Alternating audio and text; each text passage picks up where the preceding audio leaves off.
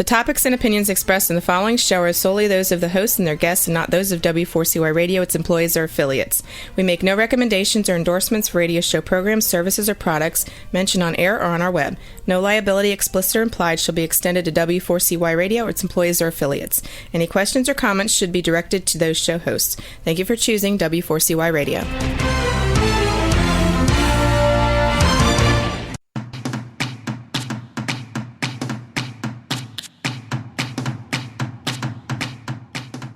Welcome back, everyone, to the Geeks, Geezers, and Googlization Show, where we talk with HR and business thought leaders about living and working in a world where the wired, the tired, and technology converge. I'm your host, Ira Wolf, and we've got a first-time event for our show today. I'm recording this episode from the 2019 Cornerstone Convergence Conference in San Diego, California.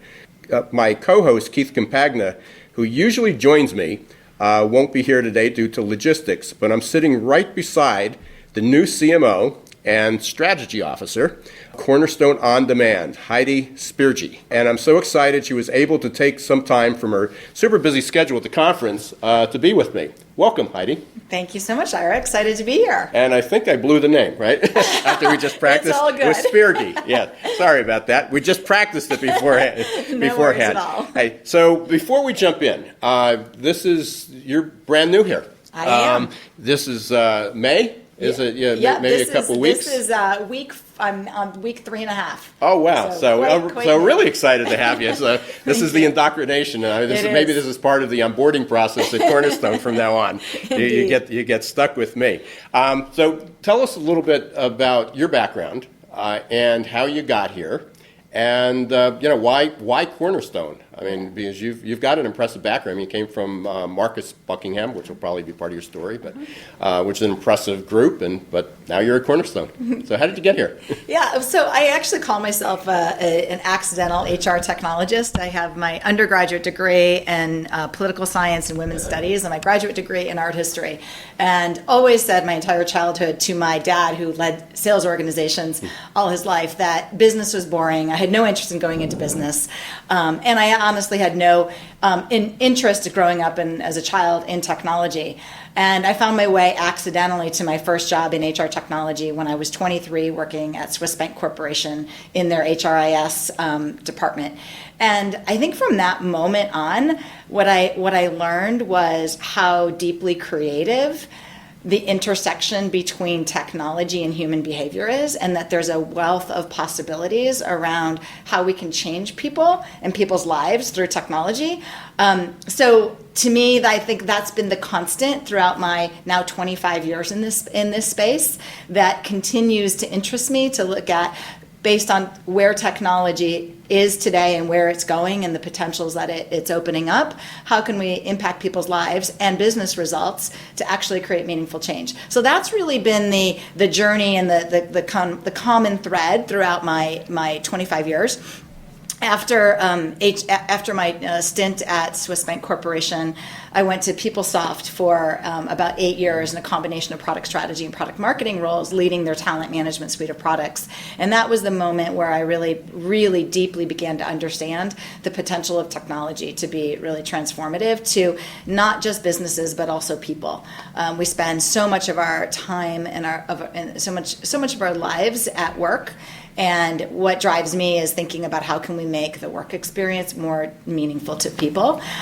So that after PeopleSoft, I co-founded my own business, Knowledge Infusion, with a gentleman by the name of Jason Averbuck, who's now running a company, LeapGen. I'm sure many people have heard of Jason. And that was a fantastic experience. It worked with Fortune 500, Fortune 1000 companies around the world, like Starbucks, like Target, like Morgan Stanley, like Clorox, like Yahoo, like Franklin Templeton, on defining their talent management strategy and how do you build an agile and nimble talent strategy to support the business strategy, and in a very cohesive and unified way, as opposed to very fragmented.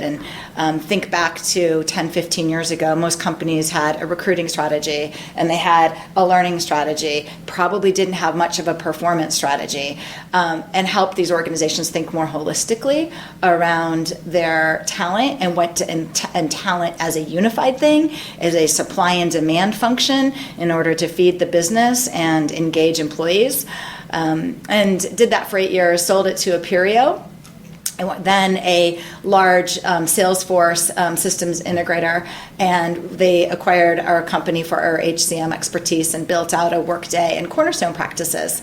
So I actually, to come back to your question around Cornerstone, actually have known Adam Miller and the Cornerstone team for 15 years now. Okay. So we worked very closely with Cornerstone at Knowledge Infusion. In fact, Cornerstone was one of our first clients, believe it or not. Back when Cornerstone was very small and didn't have a marketing team, they hired us to do their marketing. So that's how I first got to know Adam, and we shared a real common view on talent and the possibility for technology and how it can make an impact on people and work.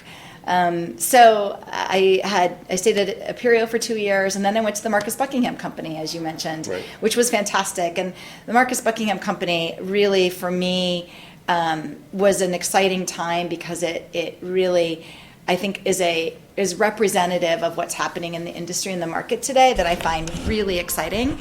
And that is this shift in focus from building tools and technologies for HR and for the business to building tools and technologies for employees and managers. And when you make that shift, when you change the lens, a whole new wealth of possibilities opens up.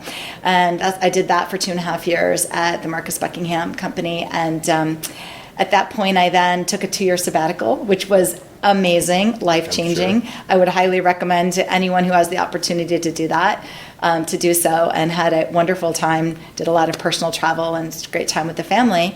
And Adam came knocking. He's been actually trying to recruit me for like 15 years, like over and over again. And he came knocking, and the timing was quite good. And it was good because I do think that we're at a really interesting point in the market right now, and I liken it to maybe 15 years ago and where we were with talent management, and we saw this early stage where we started to see a lot of innovation in individual point solutions across the talent management continuum, and then we began to realize that the power was really in a unified suite. And we've seen over the last 2 to 3 years a proliferation of point solutions in the talent experience world, serving employees and managers differently. And what we're starting to be, I believe we're at the cusp of a consolidation, because at the end of the day, employees need a single, simplified, unified system to interact with, and they need to interact with it where they actually work in their work tools. So Cornerstone's a natural fit. Cornerstone's already done. I've known the team for a long time, and we've already done a lot in this space. Obviously, leaders in talent management, and and starting to lead in talent experience. Yeah. So we're here, we're in a room to the side. We'll see if we get any people barging in from the conference, but there's about 2,000 people here, I believe, at Cornerstone Convergence, annual meeting. Is this your first Convergence? Is this the first? No, I actually, believe it or not, I actually keynoted a Convergence probably about 10 years ago. So one of the earlier, maybe 8 years ago. So I've been here as a partner multiple times.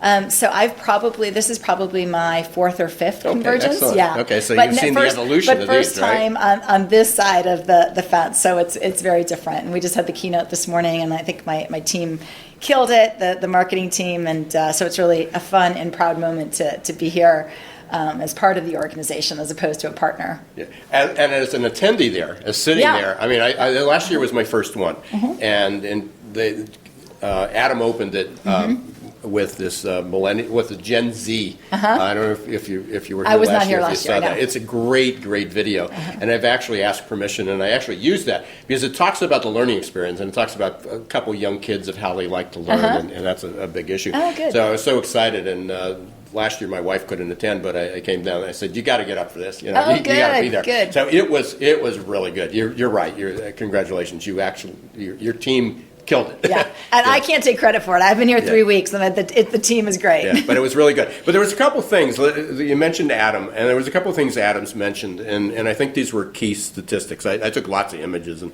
or pictures and things and tweeting them out and getting a little bit of buzz with it. But there was a couple stats that he mentioned, which fits into this whole story, because I think the challenge is, just by listening to you, I'm certainly passionate about it. Everybody here is passionate about it.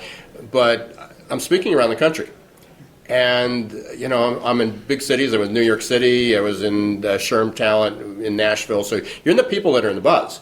But then a couple weeks ago, I spoke in Johnstown, Pennsylvania, and then a couple weeks before, I was in Wilkes-Barre. And these aren't big hubs, technology hubs.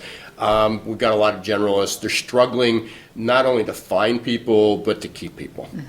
And again, sometimes these things pop up to emphasize how difficult it is, how expensive it is, how challenging it is in the background. So he mentioned one of the stats this morning was high-performance employees deliver 400% more than their counterparts.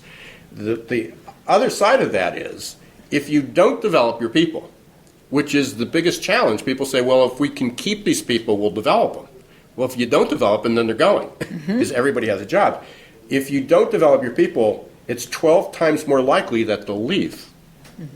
So how, within that, we can talk about the future of work and the speed of change and the speed of technology.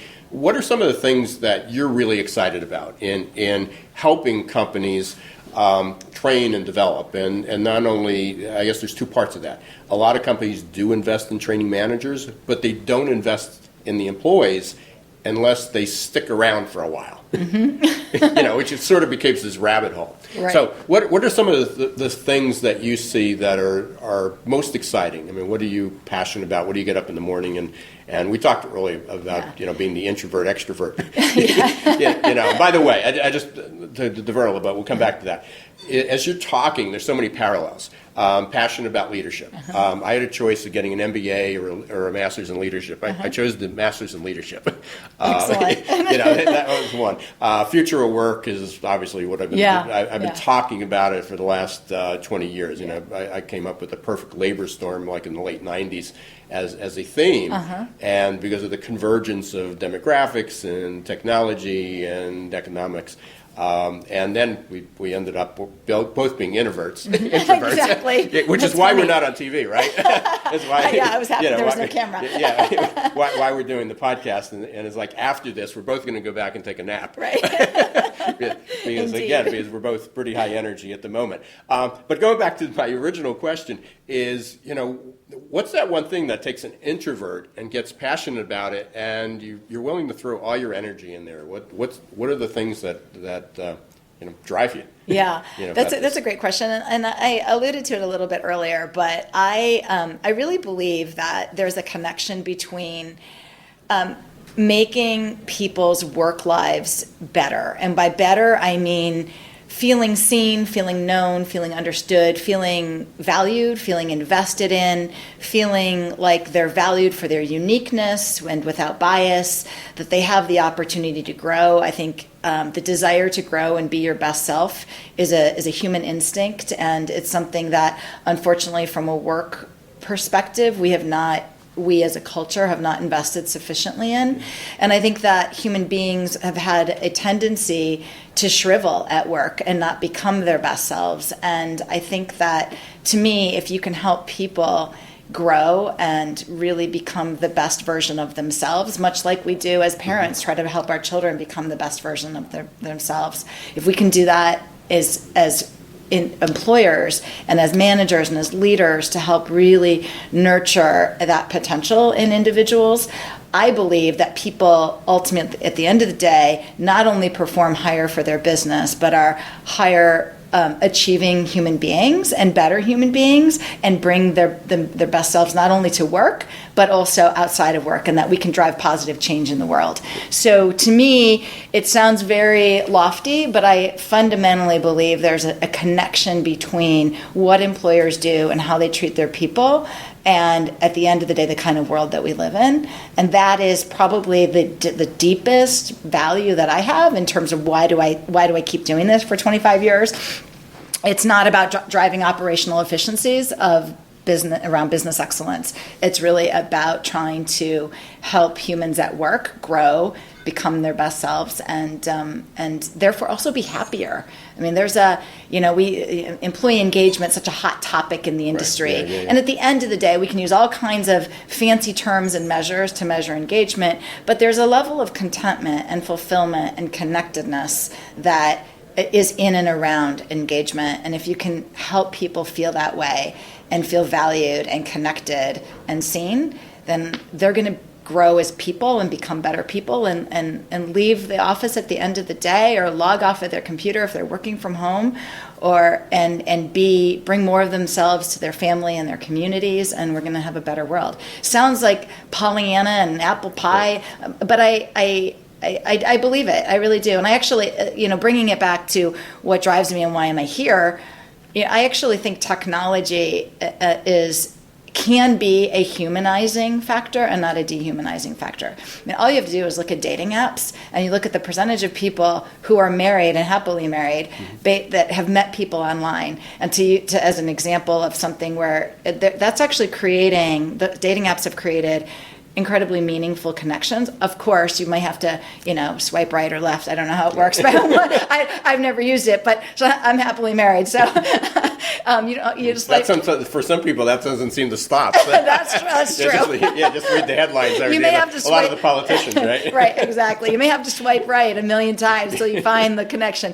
But that being said, we know that technology can actually, when it's used right, actually create real and meaningful connections. And I just have to look at my sons. I have two boys, 18 and 19, and look at their interaction and relationship with technology. And I struggled when they were younger, and they started making friends online.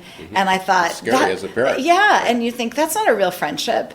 And it took me a while to really overcome my bias because of my age. I didn't grow up making friends online, to really begin to acknowledge that friendships and real meaningful connections can be made through technology. So then if you bring that back into the business world and you think about how do you, when I join a team as an example, or I'm new to a company, or I'm new to a project, or I'm a first-time manager, how can I quickly understand my teammates? How do I make myself known and understood? How do I tell my story internally and build my reputation and reveal my strengths, my interests, my passions, my skills to the organization? And even things like learning preference or communication style, so that we can be better co-workers together. And the fact that I have a Bernese Mountain Dog and 2 kids, and clearly, you and I in the last 45 minutes have found some commonalities. How might we do that through technology so to accelerate those connections? So, again, talking about technology and humanization, my talk at SHRM annual in just a couple weeks in Vegas is keeping the H in HR. And it hit the buzz, and then I just saw somebody, so it seems that's the concern, which is almost anathema to what you hear about automation. Mm-hmm. Is that, the headlines read technology is going to throw all humans out of business, we're not going to have those. And one of the things they talk about is, as far as the backdrops, is that, the statistics that 50% of all jobs are going to be eliminated. And I can't refute the McKinseys and some of these other people who've done tremendous research. That may be in time, that some jobs are going to go out of existence. But the reality is that, and I think this will hold true, and I want your opinion, that about 2/3 of all jobs will be 1/3 automated. Mm-hmm. Okay. Mm-hmm. Now, that doesn't mean you're out of work. And as I say during my presentations, that doesn't mean you get to go home after 24 hours and get a full paycheck. It doesn't make your life easier. It means that you're going to need new skills for those in order to automate part of your job and still keep that human component to it. Mm-hmm. People are going to have to learn new skills, mm-hmm. And especially in management, but also as an individual. I guess that's what you're talking about. Yes. I mean, when you're talking about the human part. So, that's challenging. I mean, how are we going to? We have a tough time training people for certain jobs. We're talking 150 people in the workforce, 2/3 of those, 100 million people. We have to upgrade their skills. And I know you're on a mission to do it, and Cornerstone's on a mission to do it. But it's a huge undertaking. Where does a company start?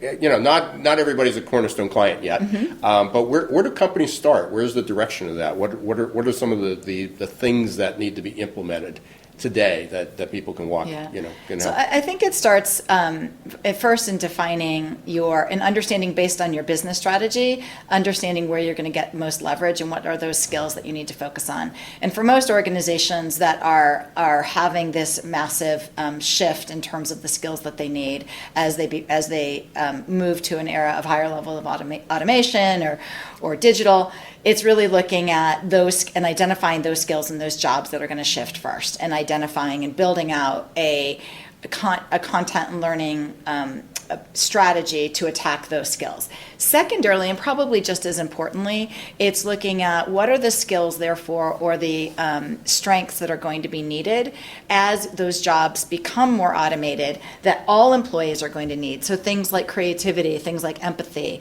So some of these professional skills that will never be automated, that become ever increasingly important as some of the job-related skills and the repetitive skills become automated by machines or computers. And how do we then? What is that?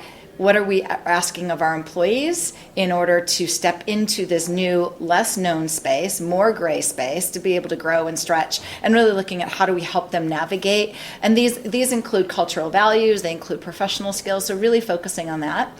So I think it starts with identifying the change that's happening, identifying what are the most important new skills, truly skills, job-related skills that are going to be needed, but then also identifying from how do you ensure that you're developing the professional skills, the personal skills, and the cultural values across your organization. Once you do that, I'm a strong believer, and this goes back to the question around what excites me.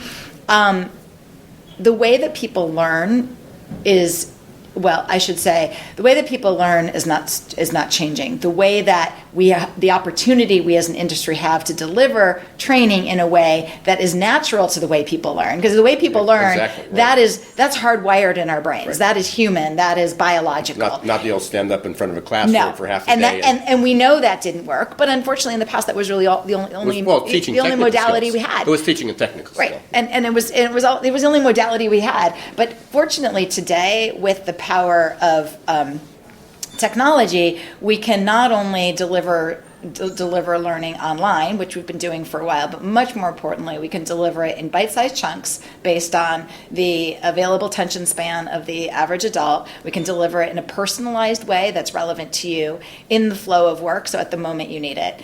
So, and that is, if I as a learner, that's the only way, quite honestly, the only way that I would learn, because as busy as everyone is at work, no one has the fortitude or the discipline to say, oh, it's my time for learning today. I'm going to log into a different system. That's very, very difficult to accomplish. So the more that we can bring learning in an accessible way that's personalized into the systems that people are already using, like Salesforce, like Outlook, like the Atlassian tools and Jira and Box, or Slack, the more compelling it's going to be, because it's that information is there where people are already working. So I think that to me is really exciting, because that means learning can be everywhere.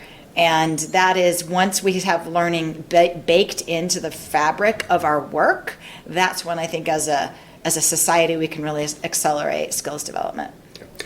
You are listening to the Geeks, Geezers, and Googleization Show. I'm here with my guest, Heidi Spirgi, from Cornerstone OnDemand, the new CMO, less than 1 month. So really fortunate to have her here. We've been talking about the future of work, the future of learning, the future of HR, the future of talent management, and we're just getting started. So we've got that, but we are going to take a quick break and hear from our sponsors, Success Performance Solutions and JobFight. Stay right where you are. We will be right back in 2 minutes.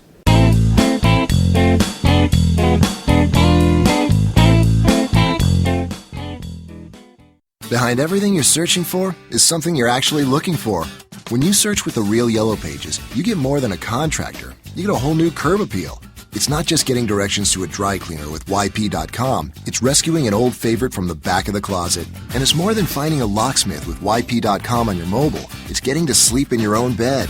Whatever it might be, there are more ways to search and more ways to find exactly what you're looking for with the real yellow pages, YP.com, and YP.com on your mobile, only from AT&T. What's up, everyone? This is Keith from the Geeks, Geezers, and Googlization Show, powered by JobVite. JobVite knows career paths are made by people, not by open job requisitions. JobVite's platform ties recruitment marketing directly to applicant tracking and onboarding, creating continuous candidate engagement that effectively connects recruiters with qualified passive candidates. Used by over 50,000 recruiters placing over 1 million jobs, JobVite's platform impacts every company in every industry. Check us out at jobvite.com. Listen carefully. Up to 9 out of 10 job candidates visiting your company career page leave before completing an application. You heard that right. 90% of candidates who want to apply for a job at your company don't. That's just plain crazy, especially in today's tight labor market. Candidate experience matters. Stop turning candidates away. Let Success Performance Solutions help. Call us at 800-803-4303 or register at successperformancesolutions.com/W4CY. Schedule a no-obligation consultation and get special access to insider tips to recruit faster and hire smarter.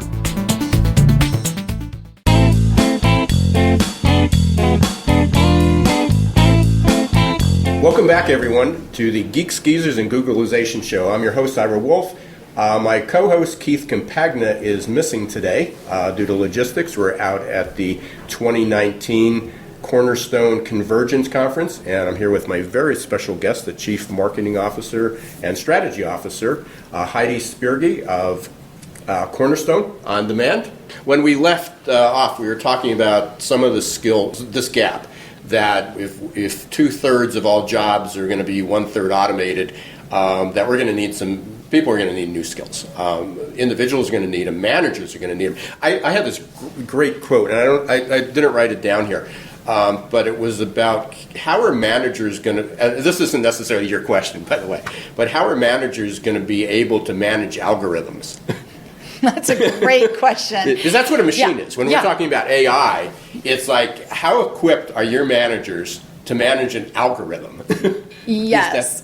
Well, and it's very interesting because I would say I had a conversation yesterday with John Sumser, and we talked about how one of the risks that is, I think, pretty significant to even HR departments today is they're buying software that is just riddled with algorithms. And how much do you trust the machine? And what do you need to know about the machine? And when do you need to test the machine and the results? And what if you have different data sets, underlying data sets between two different people, and the same algorithm is applied to them? And how many? So there is an awful lot of, I think, development that's needed to really understand not only the algorithm itself, but how do you actually treat the data or react to the data, and how do you use it in the context of human decisions? So I think we all, as human beings, strive for something called some type of objective truth,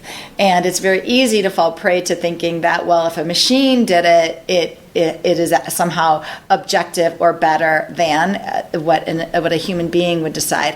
I don't think we're that far there. I don't think we're that far along from an algorithm perspective. I think there's too many blank spaces and data quality issues to really fully trust the algorithm.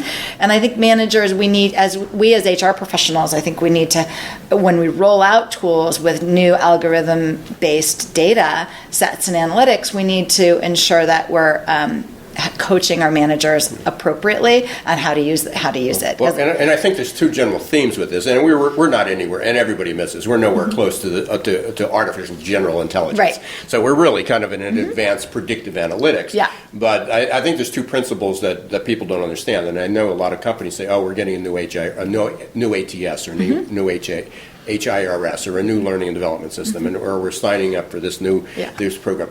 And when they do it, they're looking for that to fix the problem.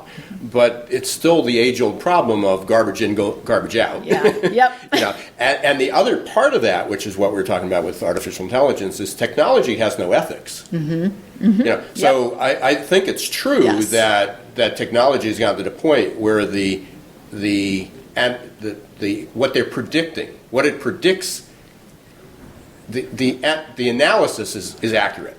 But if the data is only partial or incorrect or biased, is who's guiding that? Who's even questioning that?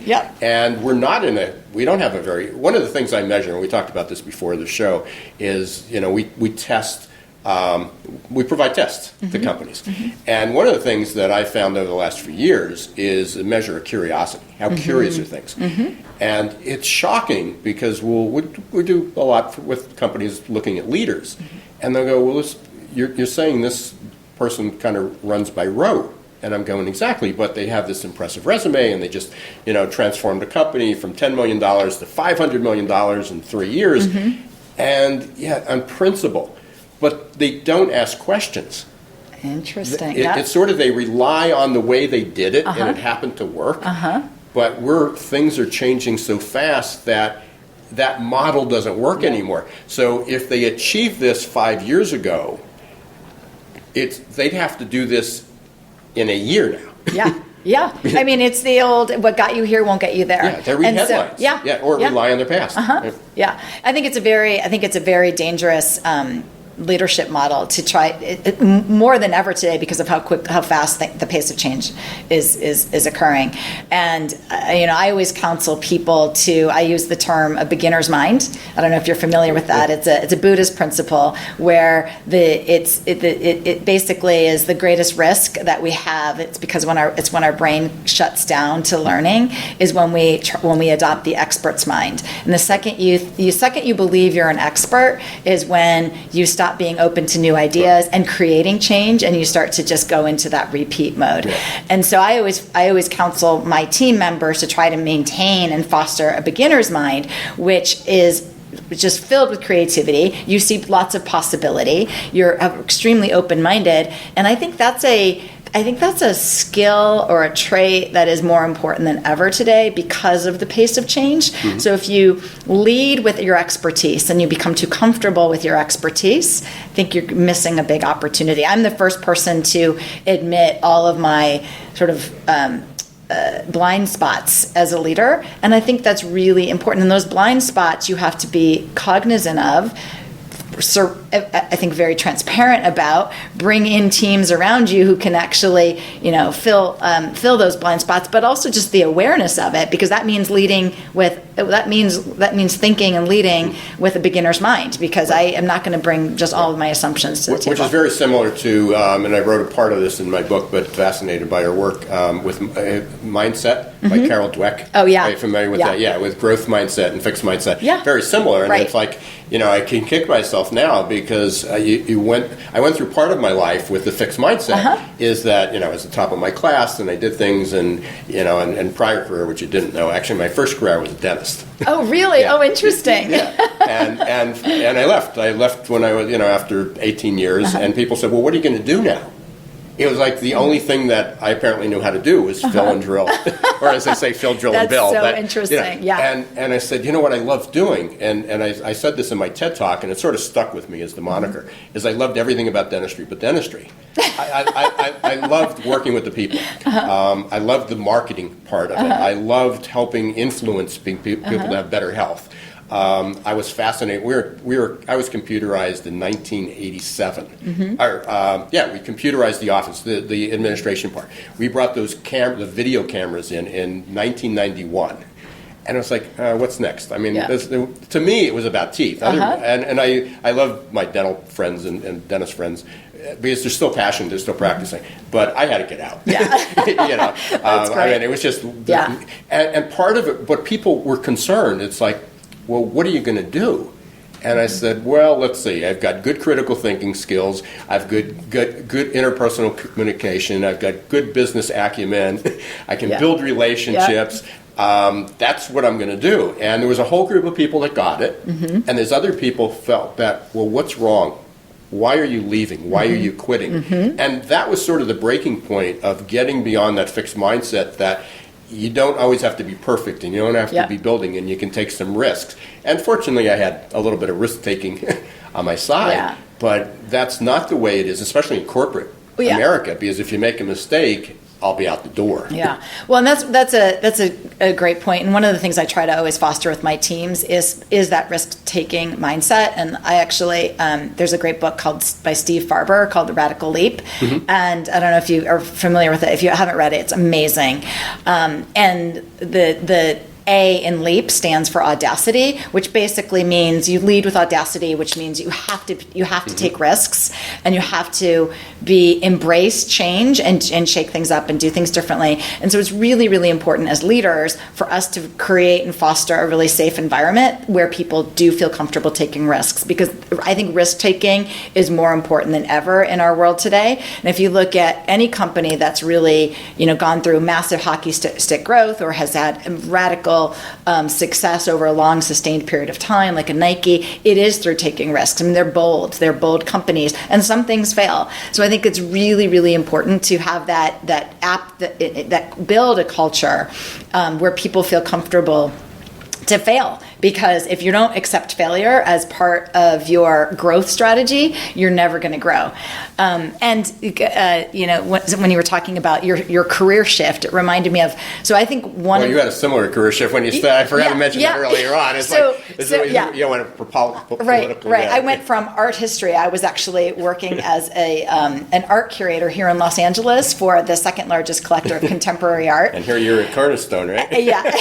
And I went and I started working at Swiss Bank Corporation because I met my husband, who was Swiss, had to get a job in Switzerland at a company where the primary business language was English. So I sent my resume out. I was 23 years old and really parlayed my experience that I had setting up a database to track the art collection of Peter Norton.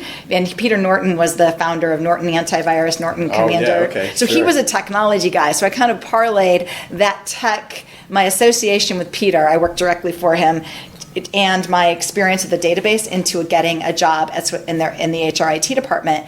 And I think what made me good there in that role is exactly because I didn't know a lot about technology. I didn't know the current state of HR systems and HR software. And I just thought as a human being and thought logically around what's possible and how can we solve a data quality issue. And I said, well, why would we want HR to solve the data quality issue? The only person who knows the answer are the employees and the managers themselves. So why don't we build a tool that gives them the power to make the changes to the data themselves? And this predated self-service in the HCM world, but because I had that beginner's mind, I asked a question, and we ended up building a tool that empowered the employees and managers at Swiss Bank Corporation to take ownership of their own data.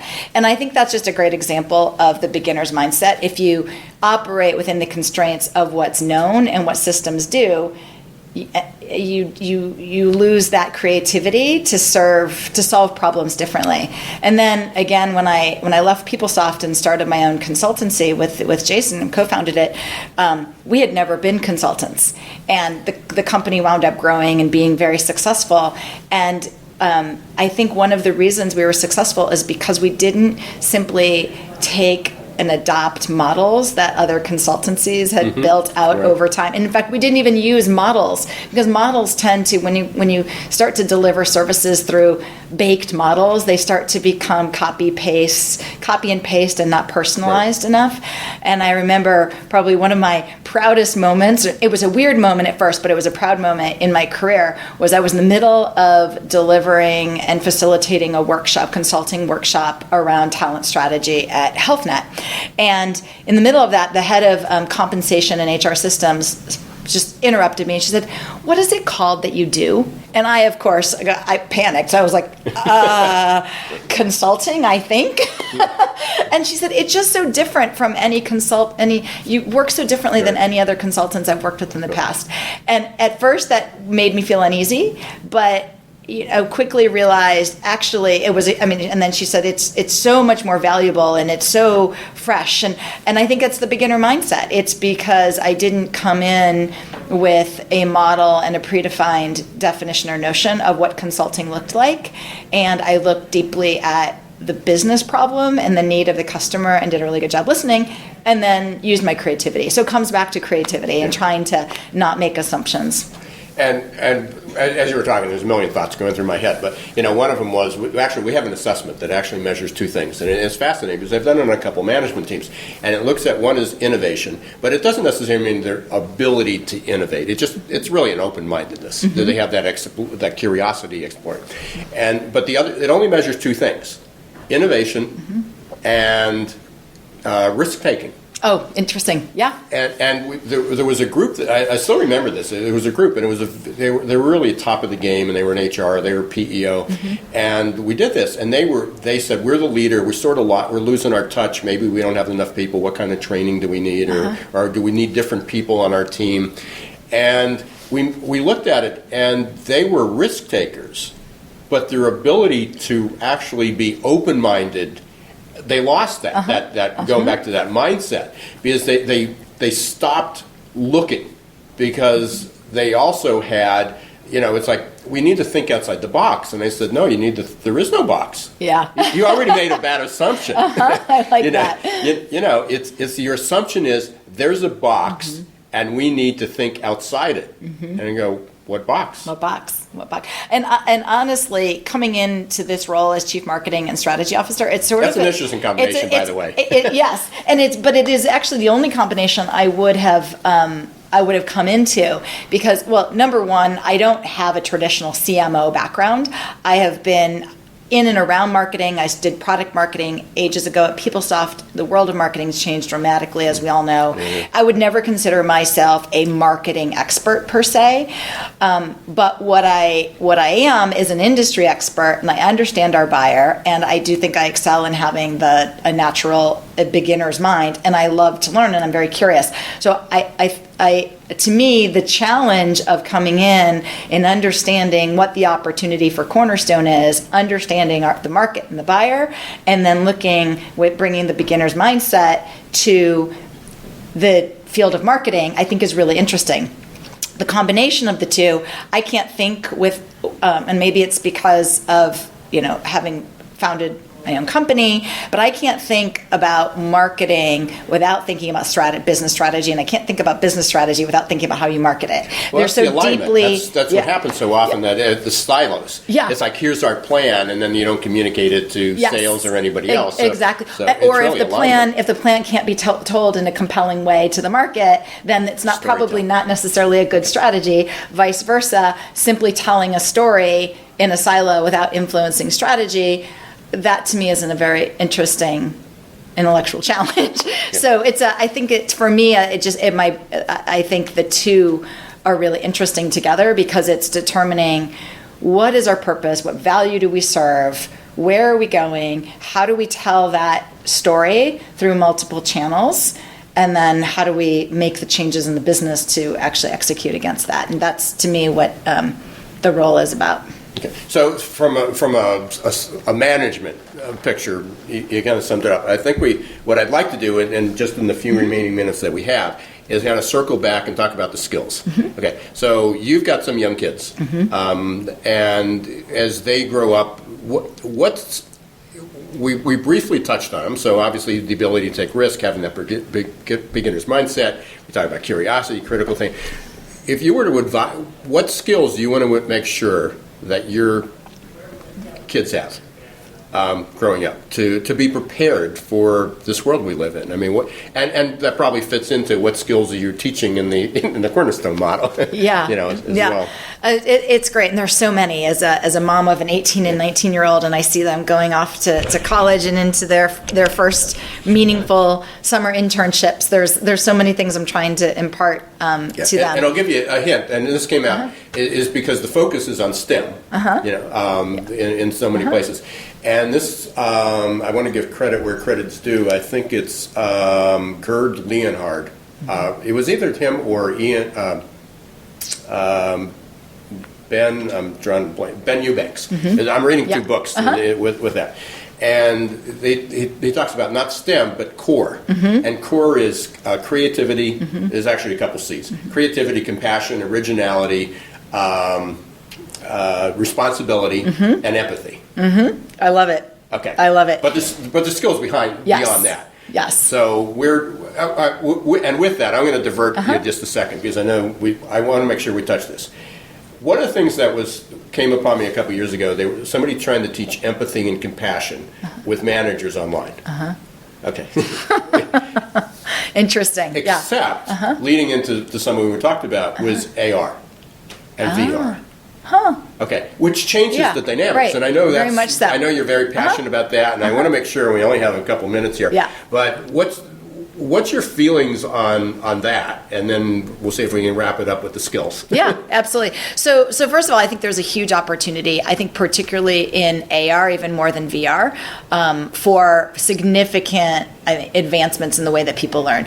VR as well, but when you can make the connection in the AR world between your environment and your workplace and an experience, it brings it to life. So even we tend to, a lot of the examples around AR tend to be for physical labor jobs. So whether it's like training as a forklift driver and how you're going to navigate the aisles of your warehouse, they tend to be physical because VR does bring in your actual environment. So there's a tremendous opportunity and potential there. But there's also been studies that have shown that anything you learn, anything at all, if it's done in your real environment, so even if it's something, let's say empathy, if you have a simulated interaction with an artificial human that's designed to teach you empathy, and it's done in your office or in your work environment, there have been studies that show how much more impactful that experience is because it's that much closer to real. So the to virtual me, reality is your office. It is, exactly. And imagine bringing someone to life inside your office to create that experience for you. And we all know that we learn so much more rapidly through experience, and you can actually create experiences through these VR. I think it's fascinating. Real quick funny story, just to emphasize that. It was probably about a year ago, but my father-in-law, who's now, he was probably 92 at the time, my mother was 94, 95, I have an Oculus Go. So I wanted to show him, how it was, and it was sort of tricky getting it started at the point. I figured they're going to get this thing on, and they might get dizzy, sit down, My mother's in it for about a half hour. She gets lost. She's in India and she's in Africa and she's watching that's so great. And she starts talking to the people. She starts to want to reach out to them. And my father-in-law, who is complete, my mother at least uses email, but my father-in-law is a lot of, pretty much, and this isn't in a bad word, he's a super nice guy, but he really doesn't use any technology at all, He's in this thing, he's got the headset on for an hour. Wow. He's just amazed. Well, it's so accessible. But it goes back to exactly what you say. Yeah, it's so accessible. It's real. It's experiential. It's not. So, I recorded them doing the headset. Oh, that's great. So, it was fun. Real quick, we mentioned the core, the skills. What were a couple other skills that you would suggest, people pick up and learn and so the core is really the things that I emphasize most with my sons, but I think after that, even more than digital fluency, I think data fluency. So much of our world is data driven today, and far too few people really understand or have the acumen to really deeply be analytical about the data they're reading, and they accept it too blindly. And I think this goes not just for the next generation, it's all generations. Oh, absolutely. That's fake news, right? Yeah, just exactly. And I think it's so dangerous. Data can be so powerful, but it is also so dangerous. And in general, I think that skill, if we could upskill the entire workforce on that one skill set, we would be so much better off. There would be, I think, just better decision making across the board. Absolutely. Before the show, we talked, what are we going to talk about? How long is it going to be? And I said it's going to go really fast. It's going to be a conversation, and we were literally almost out of time. So it was great fun. Yeah, we've been talking today on the Geeks Geezers Googleization show with Heidi Spirgi, the new CMO, Chief Marketing and Strategy Officer at Cornerstone OnDemand. We're here recording live. Actually, it'll be recording, so let's go to the a mix message there. But we're recording at the 2019 Cornerstone Convergence Conference. Fascinating conference. And now, after talking about AR, can't wait to go back to talk to the Oculus guys, and find out. I had a short talk with them last year. How can people get a hold of you, Heidi? Reach out to me. I'm on Twitter at hspirgi, or shoot me an email at hspirgi@csod.com. Would love to hear from any of you. And spell your last name for everybody, just so they know. Yes, H is for Heidi, and Spirgi, Spirgi. Okay, so Twitter, LinkedIn. I know you're on Twitter, on LinkedIn. LinkedIn, we're exactly. there. And and keep up, and congratulations. Fantastic. Thank you so much. This was a joy. Yeah. Thanks again, everyone, too, for listening to the Geeks, Geezers, and Googleization show. We're always interested in hearing what's on your mind. Let us know how you're doing. If you want to be a guest or a sponsor, or just share a few thoughts, check with me, Ira Wolf, or Keith Campagna on LinkedIn or Twitter.